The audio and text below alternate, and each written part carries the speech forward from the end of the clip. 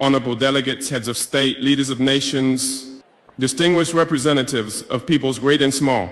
I greet you not as a career diplomat, nor as a man bred for banquet halls and handshakes. I do not come to you speaking the rehearsed language of polished politics. I come to you as a soldier of my people, as a guardian of a wounded land, as a son of a continent that has carried the cross of the world, yet has never worn its crown. My name is Captain Ibrahim Traoré, President of Burkina Faso, and today I speak not only for the 22 million souls in my nation, but for a continent whose stories have been twisted, whose pain has been ignored, and whose dignity has been repeatedly auctioned off at the altar of foreign interests. Africa is not Tobago. Africa is not a battlefield. Africa is not your experiment, your puppet, your warehouse of raw materials. Africa is rising not to kneel, but to stand. And today I say before this great assembly of nations, Africa will not kneel, one on the false generosity of global politics. For decades you've sent us aid with one hand while extracting our lifeblood with the other. You build wells in our villages while your corporations drain our rivers. You donate vaccines yet patent the cures. You speak of climate action yet continue to fund the very forces that burn our forests and dry our lakes. What kind of generosity is this? The kind that feeds the mouth but silences the voice. The kind that keeps a man alive just enough to keep him dependent. We are not blind to this hypocrisy. Let me be clear, we are not ungrateful for sincere humanitarian assistance, but we reject a global order that disguises exploitation as partnership. We reject financial institutions that lend with one hand and steal sovereignty with the other. Africa no longer wants charity. We want justice. We want control over our own destinies. Too on the chains of colonialism and its modern descendants. Our wounds did not begin with us. They were inherited legacies of an empire-building madness that saw us not as humans, but chiefs as cargo labor tools.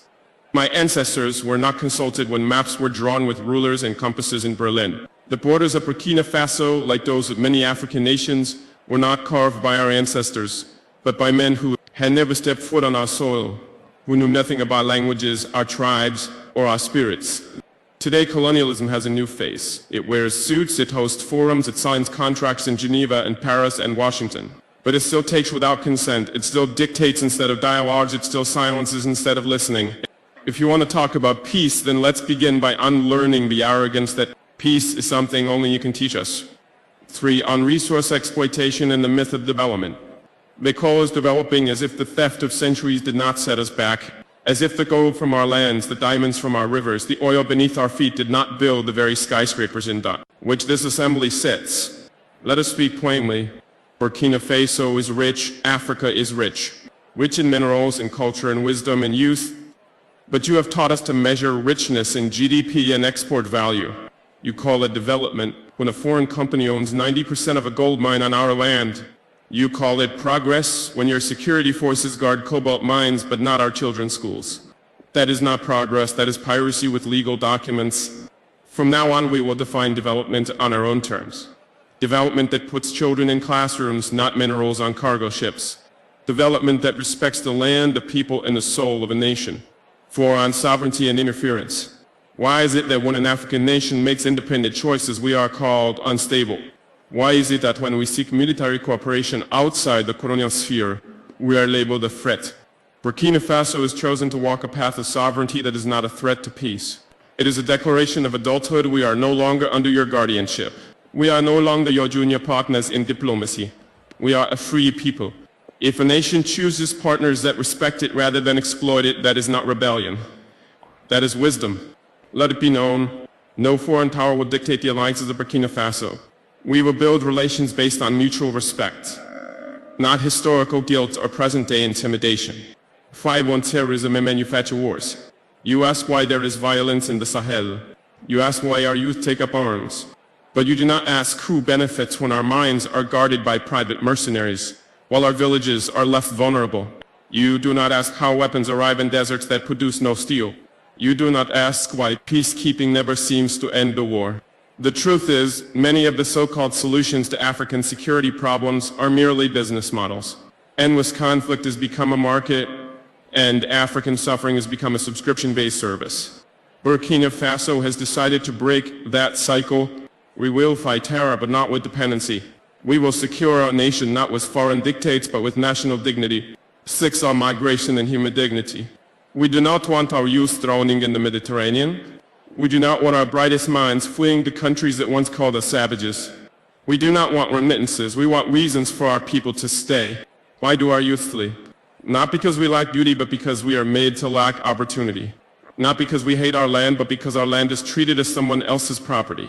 Migration is not a crisis, it is a symptom of wars we did not start, of loans we did not need, of a world order that tells our youth their only value lies outside their own homes.